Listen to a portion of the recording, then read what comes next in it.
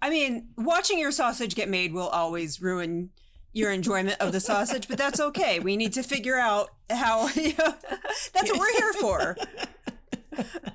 To pull back the curtain on joke sausage.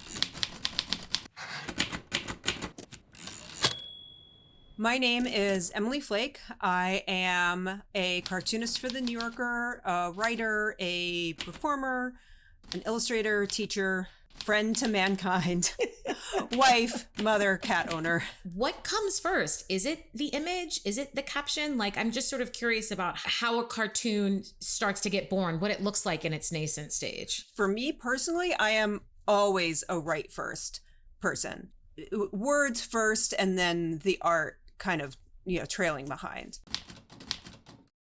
So let's look, if you feel ready, let's look at a few of your cartoons here. Yeah. Okay.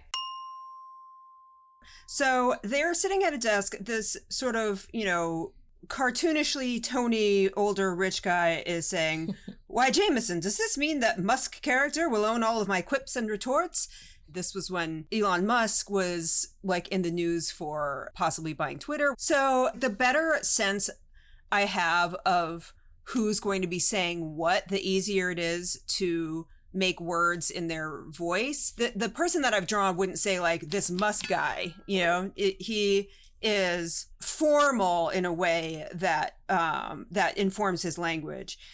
And the way that he would phrase it, like as in like, who is this upstart, this Musk character, seemed to get that across for me. Like also because there's some good hard K's in there, like Musk and character.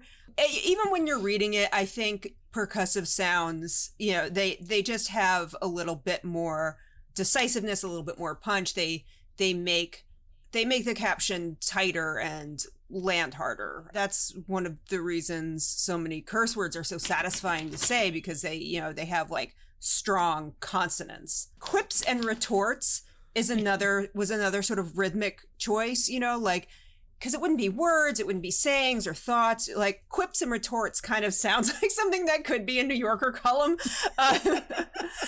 So that really felt true to how this stereotypical older rich guy would talk. Sometimes I just like, if I'm just sitting down, I'm like, all right, like, what are we gonna make jokes about today? Sometimes I just like start with an animal because it's like, like you got to start somewhere. So here he is at his sad little desk, and his boss is saying, "You may be king of the jungle, Tim, but don't forget, here you're just another actuary."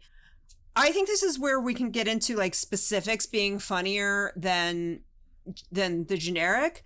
And actuary is funny because it's just kind of one of those jobs where it's like you kind of know what it is, but it doesn't sound very like impressive. I say what it is, it occurs to me I could not really truly define actuary. I know it has something to do with insurance. I think that's actually what my dad did for a living, but I'm not sure. It carries this vibe of kind of like numbers crunching. You're not setting the world on fire. You're not doing anything particularly majestic. No offense to all the actuaries out there. Perhaps there are ways in which your job carries subtle majesty that I'm unaware of. But, for this lion, he's not on home turf anymore. He's just there, another cog in another cell in the actuarial table. It was important to me that he have a name. So the lion is named Tim because Tim, it's the first syllable in the word timid. It's not a name that gives him any kind of weight or authority, Tim. And it's like a contraction of a longer name. Tim just seemed like the best name for this poor, very much beta lion to have. I feel like I'm really going to get it from the actuaries and the Tims of the world. I'm so sorry. I'm so sorry. I have known stellar examples of both, and I apologize. But I don't make the rules. I just follow them. So this is a family clearly having a tough conversation. The line here is, "Are we going to have to scrape the daddy decal off the minivan?" This is one of my favorite cartoons, I think, that I've ever done, because it really lives in this spot between humor and pathos that is kind of where I like to live the most. That phrase had a musicality to it, I think, that appealed to me. Like, it sounded like a job you might do in hell. You're scraping the daddy decal off the minivan. Daddy decal was there, but the verb, I think, started as take, which is sort of a neutral verb. You will get what's happening, but there's something very visceral about the verb scrape. I mean, it makes you feel it more, and it really makes you picture the sadness of being out there with like a little razor, just, you know.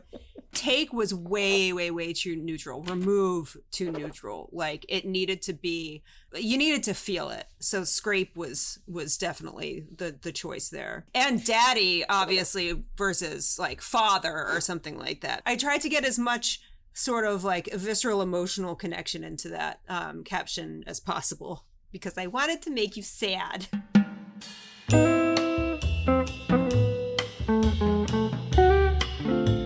It is burned in my brain in 9th grade that Sean Fletcher, who was like the smartest kid in my class, used the word facetious with me. And I was like, I don't know what that means. And he's like, you don't really? Kind of like, I thought better of you. Everything you write is for Sean. Right. It truly is. It truly is. To make up. It's all making That's it your up. Original wound. Yes. Yeah. Sean Fletcher is responsible for my. So thank you, Sean.